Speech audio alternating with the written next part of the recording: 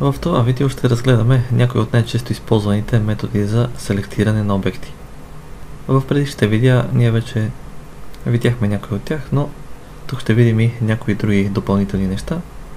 И така, за целта нека да направим няколко обекта. Аз ще направя само няколко бокса в Top View. Всъщност, нека всичките обекти да са боксове.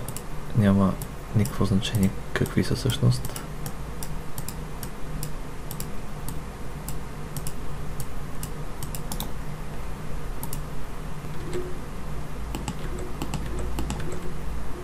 И така, както казахме, вече най-лесният начин за селектиране на обекти е кликване върху обекта. Когато е селектиран в другите вюпорти, неговият wireframe е бял, а самата команда за селектиране става активна с ето този бутон Select Object. Когато кликна някъде и започна да влача, този правоъгълник, който описвам, ми показва какво ще селектирам и формата, с която правя селекцията. В случая е правоъгълник. По този метод селектирах само тази фигура, която е вътре. Но тук има значение дали селекцията, която описвам с влачене, минава през фигурата и дали я обхваща изцяло.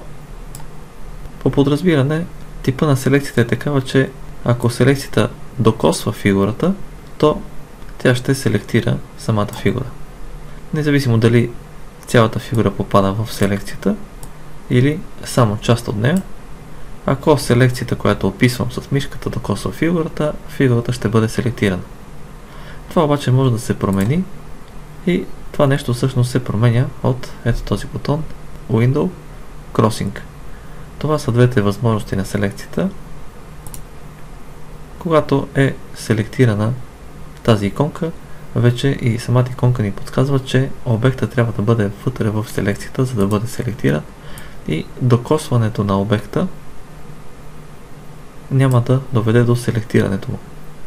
По принцип, според мен е по-удобно да се използва възможността на това селекцията, която докосва фигурата, да я селектира, тъй като в този случай не се ангажирам допълнително да внимавам за това дали селекцията обгражда напълно цялата фигура, която искам да селектирам. В момента фигурата, която съм селектирал, се нарича Box 005. Когато започна да изчертавам съответната фигура, тя взима името на примитива, с който започвам, и добавя автоматична номерация. Следващата фигура, която съм изчертал, ще бъде с едно по-голямо от предишната. Селектирането, освен с този метод с кликване с мишката и с описване на правоъгълник, с който да селектирам обекта, може да стане и от списъка с обекти, които присъстват в сцената.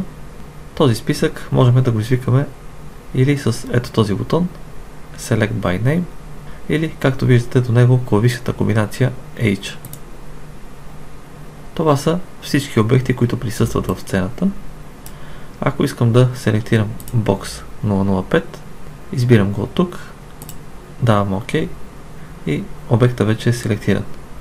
Това веднага е бърза препратка за това, че обектите, които създаваме в сцената, е добре да бъдат наименовани, за да можем след това, когато имаме много обекти и трябва да селектираме определен, този списък може да ни помогне с това, а самото преименоване на обекта може да стане, когато е селектиран, и просто в ето това поле пиша новото име, което искам.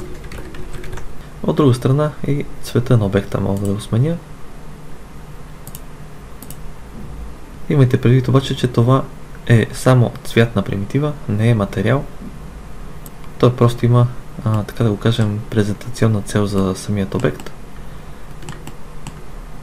Но този цвят не е свързан с материала на обекта, въпреки че ако не се зададе допълнителен материал, това ще бъде и цвета, с който ще се изрендва обекта. Това е параметър, който след това се контролира и override от самият материал. И така, следващото нещо, което можем да променим, е формата на селекцията. Какво значи това? По принцип в момента селектирам с правоъгълник, който ще го остави така по подразбиране, тъй като може би това е най-удобната и най-удачната форма за селекция, но все пак от тази иконка можем да сменим формата.